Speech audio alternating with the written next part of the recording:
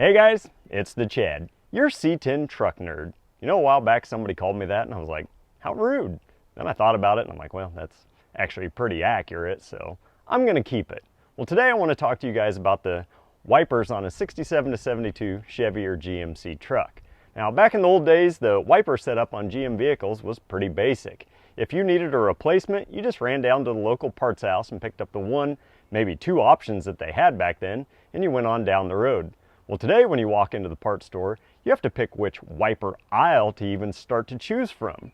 Well, in today's video, I'm going to go through and talk about what wipers will fit your old C10s and give you a few options to make swapping these out a little bit easier.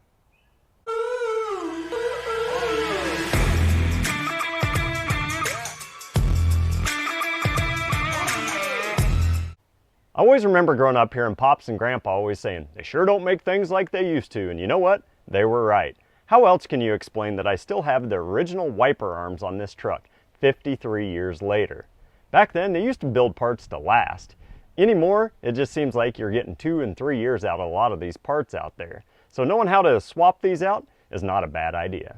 The old 67 to 72s, they used a 15-inch wiper blade, but these windshields could accommodate up to a 17-inch. A lot of guys do like to upgrade to that bigger size, but they don't know which ones to order online or what to ask for when they go to the parts store. Well, this may help you guys out. We know that the 67 to 72s were 15-inch, then the square bodies, 73 to 87s, they were a 16-inch, and then the 88 to 98 OBS trucks, they were a 17-inch. So if you're not sure, just pick one of those years in that body style, ask for that, but you do need to make sure that it is going to slide over the top of your original wiper arm.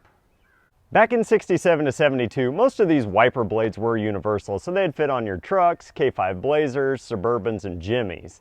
Now, if you've watched any of my previous videos, you know that the 1967s had a lot of year-specific parts.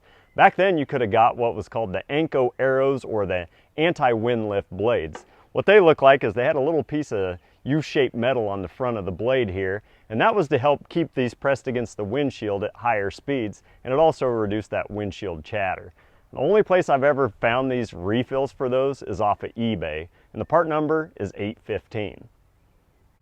If you guys happen to be looking for the original style metal blade replacements, that would be the Trico Classic 33-150s. If you happen to be looking for the original style metal arm replacements, well, unfortunately, years back Trico discontinued making these, but there are several good aftermarket options out there. You can check out Amazon, eBay, LMC Truck, and Classic Parts of America. I'll put links down in the description below so you can check them out. If you guys are having a hard time trying to find these arms or blades, or you just don't want to spend the money on the original ones, I get it. What you can do is just go out and buy the plastic replacements, put them on, and go on down the road. Or if you happen to have a can of silver spray paint out in the garage, just paint them up. They actually turn out pretty good. So now you guys know which arms and blades you need to go out and buy or order, so let's go through and try to take one of the old ones off. Before you guys start prying, pulling, and breaking stuff, let's go through and actually take a look at some of the wiper parts. First off, we have the metal wiper blade that connects to the metal wiper arm that then sits on top of this spline shaft that causes the wiper to sweep across the windshield. If you guys only need to replace the blade itself, you can have this done in a couple minutes, and there's really no need to take the arm off of the truck. If you flip this over on the backside, you can see this release tab on the back of the arm. What you do is just pull this back towards you, and there's a little button. There's a tab on the arm itself that slides into that button, so you just pull that back towards you and wiggle it straight out, and you're done. And don't pinch your finger, that hurt. And then to replace it, you just take your arm, shove it into the new refill, click it in there until it locks, and you're done. But when we slide over to the wiper arms, it's a different story. I'm going to show you guys 3 different ways how to remove these arms. The hard way, the harder way, and the easy way. And truly, I think you should go the easy way route, but I'm all about giving you some options. Well, that and it depends which tools you have at hand. Like I said earlier, the wiper arm slides over the top of this spline shaft that rotates when the wiper motor is activated. If you take a closer look at the backside of the arm, you can see a bunch of spline grooves along with this release tab.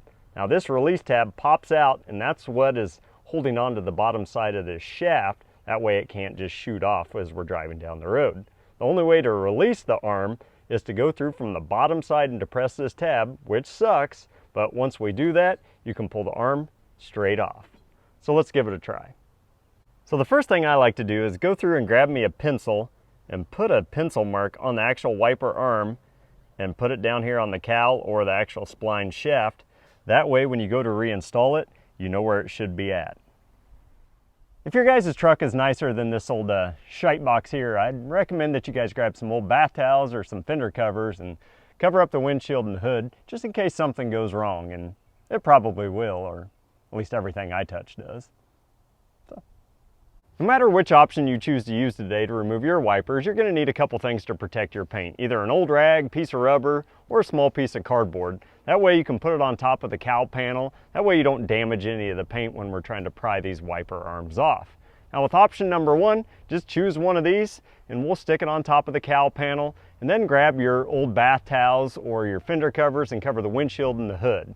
Then we'll need a couple other tools, which will be a very wide flat blade screwdriver, potentially a 1/4 inch Allen key, and maybe a secondary screwdriver. So first off, you'd grab your rag or your cardboard and you would sit it on top of the cowl there. That way you don't damage the paint. Well, I'm not really concerned about the paint on this truck, and I want you guys to see the best that you can. So what I would be doing is coming in here with my wide flat blade screwdriver, then I'm actually going to rotate it onto its side. And what I'm doing is I'm actually engaging the release tab down here. And as I do that, I stand it up on end, and if it won't come off as I wiggle it, I like actually using a 1/4 inch Allen key as kind of a pry bar. And be careful when it starts to come up, because it's going to want to shoot off like that. That's why we cover up our hood. If you guys are really struggling to get these arms off, even after you pried on them, a lot of times what has happened over the years is these trucks have been repainted and the painter was lazy and didn't mask off or tape off the actual spline shafts. And it kind of acts like a glue. Now if you can, get you a small wire brush and try to get some of this paint out. Work in the direction of the grooves itself, but don't be too aggressive and don't nick any of these splines or you're going to be in a real pickle. So that leads us to option number two. So keep hold of your old rag or your cardboard to protect your cowl paint and keep the hood and the windshield covered up as well. This time, instead of needing that big flat wide screwdriver, you're going to need a 7/8 or a 13/16 open end wrench. I'd also recommend that you keep hold of your 1/4 inch Allen key or wrench. What do you guys call these? I call them an Allen key, but is it an Allen wrench? Who cares? Let's get started. Now just like before, if you had a nice paint job, I'd stick your rag or your cardboard in there to protect the paint, but for demonstration purposes, I'm not worried about it. Now you're going to grab your 7/8 inch or even 13/16, and really what you're concerned about is how thick or wide these arms are. Now we're going to take this 7/8 and we're going to slide it underneath the arm itself, and what I'm trying to do is pry backwards towards the windshield a little bit to depress the release tab. Now you got to be really careful that this doesn't slip off and you crack your windshield. That's why we protect it. So as you start to pry back on the release tab, if it's still not coming off, grab your Allen wrench as a pry bar and watch your face as this thing starts to shoot off.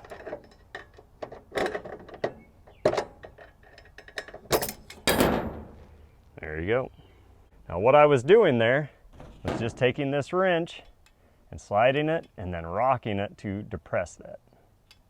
And last but not least is step number 3, or what I call the easy way. What you can do is go out and pick you up one of these universal windshield wiper arm removal tools off of Amazon. I picked this Leslie or Leslie 65750 up for I think just over $7.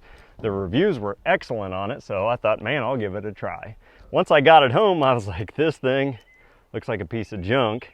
All it is just a handle with this little flippity tab with a little arm on it. I came out here and farted around for probably close to an hour. I just could not figure out how this little arm was supposed to depress this tab because it was so flimsy. So I pretty much gave up for the night, and I actually almost threw it away. So the next morning I went back onto Amazon and read some more of the reviews, and they're like, oh yeah, worked perfect on my 71 C10. I'm like, how in the heck are you guys doing this? I just figured I was a big idiot. So I came back out and slug in a ditch if I didn't figure it out. There is one picture on the directions, and I should have looked at it. This arm and this tab here doesn't actually depress the release tab at all. Let me show you how it works. If we actually take a look at the instructions and the one picture, it is pretty self-explanatory, and I should have read it, but I didn't. If you look at the tool itself, it's just a handle with this flappity arm, and a little tab right there. Well, what I was trying to do is get this under there to release the release tab, and it was never going to work. Now the way this works is pretty awesome. You take this little arm here, slide it under the base of the wiper arm, and run the handle parallel to the wiper arm. Then you pull the wiper arm towards you to put some tension on the spring, and you just wiggle the guy right off. If that doesn't knock your socks off, I don't know what will. There was no way I was going to damage the paint, chip anything, and if I want to put this back on, just leave the tension back on it, slide it back over the spline shaft, and drop it down. Now if you don't have one of these tools, what you can do is just put a little tension on the spring again, try to get it lined up with the other wiper or your pencil marks on the spline shaft that you took off earlier, and depress it on. Make sure that the release tab is slidden under the bottom of the spline shaft. If you guys have a 67 to 72 and a few bucks to spare, you might think about investing in one of these tools. Let any of your buddies know that maybe in any GM classic car clubs or your local C10 club about them too, because a lot of the wiper arms were pretty similar back through the 60s and 70s. And if you want to look like a real genius, show them this guy. That way they never have to worry about scratching their paint. I'll put a link down in the description below so you can pick one up. Well, if you guys know of any easier ways to go through and remove and install the wipers on one of these old trucks, type it down in the old clickety-clack, and while you're there, make sure you hit that like button and subscribe. And I'd like to take a minute to thank each and every one of you guys that subscribe, watch, or support the channel. I couldn't make these videos without you. I appreciate your time, and thanks for watching.